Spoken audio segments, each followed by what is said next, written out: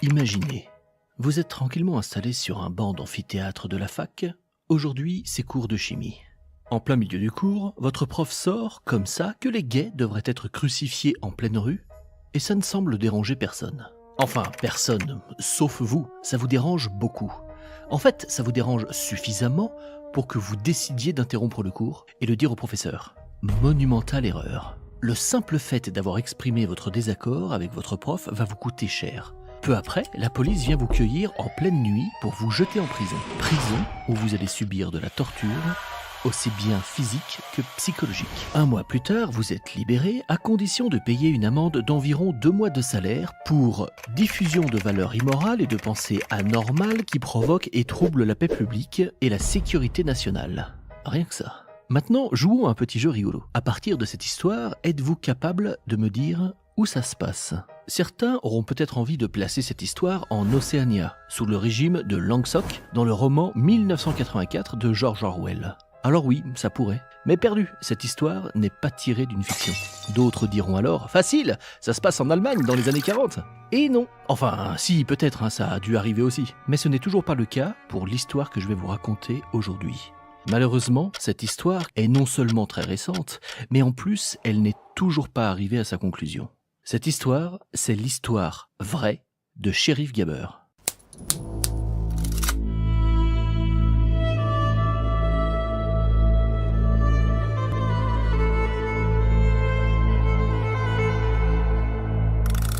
L'histoire dont on va parler maintenant se passe aujourd'hui, en Égypte. Soyons un poil plus précis. Elle commence en 2013, donc toujours pas dans un âge sombre et lointain. 2013, c'est une période que vous avez tous connue. Et si tu n'as pas connu 2013, c'est que t'as pas l'âge d'être sur YouTube. Coupe cette vidéo et retourne regarder la Patte Patrouille.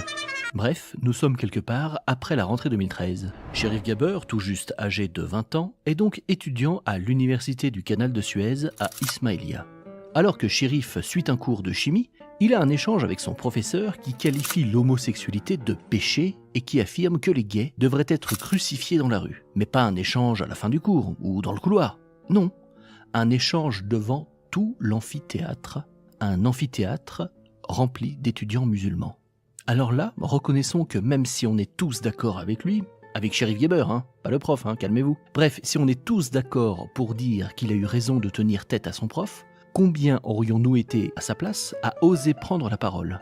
Je sais pas pour vous, mais moi je trouve que le garçon a des testibles en alliage de titane et d'adamantium trempé. Les choses auraient pu en rester là, mais c'était sans compter sur l'audience alors présente. En effet, parmi les étudiants présents, certains, sûrement des musulmans très modérés et adeptes de cette belle religion de paix et d'amour, décident de fouiller la vie virtuelle de Shérif, et notamment sa page Facebook, où le bougre a alors eu le malheur de donner son avis sur cette belle religion de paix et d'amour. Ils font donc des copies de pages écran et les transmettent au directeur de l'université. J'ai les copies de pages écran. Le directeur de l'université, un homme de science, raisonnable et qui accepte les critiques de sa religion, met ça sur le compte de l'action de quelques radicaux un peu énervés, range le mail dans ses spams et passe à autre chose. Non, je déconne. Le mec appelle les flics. Le 27 octobre 2013, à 3h du matin, 3 véhicules de la police et de l'armée se rendent chez Gabber. Ils entrent chez lui, fouillent son appartement, confisquent son ordinateur, son téléphone portable, le pognon qu'ils trouvent et le jettent en prison. Shérif va y croupir pendant plus d'1 mois, jusqu'au 3 décembre. Il racontera plus tard y avoir été torturé, de la torture psychologique mais aussi physique. Le 3 décembre donc, la Cour de justice accepte de le libérer, provisoirement, contre 2 amendes.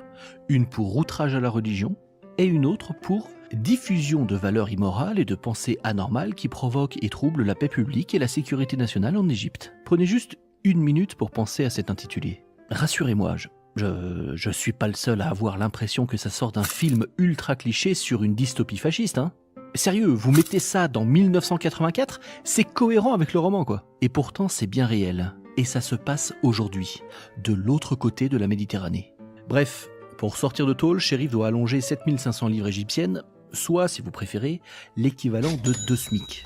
Et tout ça pour avoir tenu tête à son prof et avoir publié des posts à caractère blasphématoire sur Facebook. Seulement voilà, Shérif est sorti de prison, mais je vous l'ai dit, il s'agit d'une libération provisoire. La justice l'a toujours dans le collimateur et il est juste libéré sous caution. Un peu plus d'1 an plus tard, le 16 février 2015, Cherif est jugé coupable et condamné à 1 an de prison ferme pour un débat et des posts Facebook. Ouais, je sais, j'insiste, mais quand même, on parle pas d'un mec qui a fait un appel au meurtre ou qui a menacé un ministre. Bref, il est autorisé à faire appel en échange de 1000 livres égyptiennes supplémentaires. Mais Cherif, qui a vu quel traitement on réserve aux blasphémateurs en prison, n'a pas vraiment envie d'y retourner. Alors il décide de ne pas payer et de se cacher à la place pour échapper à sa condamnation. Après quelques mois de cavale, il a une idée complètement dingue. Ouvrir une chaîne YouTube. Le 23 juin 2015, il commence à publier sur sa chaîne sobrement appelée Cherif Gabber. Et il commence à parler de philosophie, de science, de droits de l'homme et de religion. Bref, tout ce qui emmerde bien fort le gouvernement égyptien. Je vous propose qu'on s'arrête à nouveau 2 secondes pour juger des bollocks de ce garçon. Ouvrir une chaîne YouTube ? Ok. Parler de sujets controversés, soit. Aller chercher la merde quitte à se foutre plein de gens à dos, passons. Mais putain de bordel à cul, ouvrir une chaîne YouTube pour ouvertement, à visage découvert, et avec ton vrai nom, critiquer le gouvernement qui te court après alors que t'es en cavale, et toujours dans le pays, parce que l'exil c'est pour jouer en mode facile, Là, on peut se demander à quel niveau de courage on se situe. Le mec, tu lui dis d'aller jeter l'anneau unique dans la montagne du destin, il te répond que Sam va être un boulet et qu'il préfère y aller seul, les yeux bandés, et laissez-lui juste 5 minutes d'avance avant de prévenir les Nazgûl. Et attendez, parce qu'ouvrir une chaîne YouTube, c'est bien, mais le mec, il va pas faire des vieux vlogs tout pourris sans aucun montage, ou bien se filmer avec une webcam et un logiciel de streaming affalé devant son PC pour s'incruster dans un template dégueulasse comme une grosse feignasse, Non, le mec te donne du fond vert, du montage, de l'illustration, de la mise en scène. Regardez ça. C'est sa dernière vidéo. Matez-moi un peu la lumière, le cadrage, la mise en scène. Ce mec est en cavale, Les copains qui vont voir cette vidéo, pensez-y juste 1 seconde la prochaine fois que vous produisez du contenu. Alors attention, c'est pas une critique, calme-toi. Mais je pense que ça fait toujours du bien de garder en tête que des gens qui sont graves dans la dèche peuvent produire ça. Bref, après cette petite digression, revenons au 4 mai 2018. Ce jour-là, Cherif se fait rattraper par les autorités égyptiennes et coffré. Il est relâché 4 jours après, non sans avoir, bien entendu, subi un interrogatoire. Le 3 juillet suivant, Cherif publie une vidéo où il décrit les circonstances de son arrestation, son séjour en prison, et déclare qu'il souhaite continuer son combat pour la liberté de penser et de vivre comme on veut. Malheureusement, pour une raison que j'ignore, la vidéo n'est plus disponible. Il tente alors de quitter l'Égypte, mais sans son passeport qui lui a été confisqué. Comme il le dit dans un tweet du 1er octobre 2018, ça devient franchement compliqué. Fin janvier 2019, il lance un appel en ligne pour l'aider financièrement afin qu'il puisse s'échapper d'Égypte pour rejoindre la Dominique, un pays insulaire des Caraïbes. En juillet 2019, il affirme sur Twitter être de plus en plus désespéré et constamment en danger. Le 11 juillet, il tweet « Je suis sur le point de me suicider. J'ai tout essayé. Je ne vois pas d'espoir. Je ressens vraiment la faim. Maintenant, sortez-moi d'ici, je meurs. »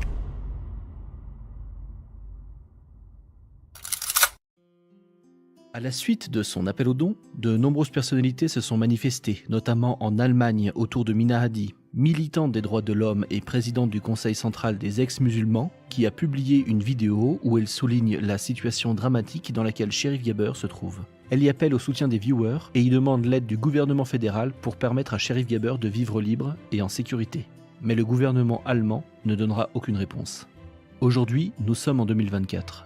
Et loin de s'améliorer, la situation de Cherif s'est passablement aggravée. En plus d'être accusé de diffusion publique de contenu athée, il est en plus accusé de travailler contre l'État et le peuple égyptien. Et encore une fois, prenez 2 secondes pour y réfléchir. Ça sonne vachement comme de la haute trahison ou un truc du genre. Alors que le mec anime une chaîne YouTube où il explique de manière logique, argumentée et sourcée pourquoi être athée est une position raisonnable. Aujourd'hui, on ne sait pas où Cherif se trouve. Il continue de publier ses vidéos super léchées et pro qui font des centaines de milliers de vues, mais pour combien de temps ? Il est toujours recherché par les autorités égyptiennes, mais si vous cherchez son blaze sur Google Actu, c'est le vide intersidéral. Aujourd'hui, en 2024, le seul moyen de savoir ce qu'il devient, c'est de consulter son compte Twitter. À l'heure où j'écris cette vidéo, il dit dans son dernier tweet que l'année charnière pour lui a été 2016, là où ses décisions lui ont fait perdre de nombreuses années de sa vie. Pour lui, 2024 va, à nouveau, être une année importante. Il pourra peut-être enfin remettre sa vie sur les rails. Et tout ça dépend d'une décision fatidique qu'il doit prendre dans pas longtemps. Laquelle ? Il ne le dit pas.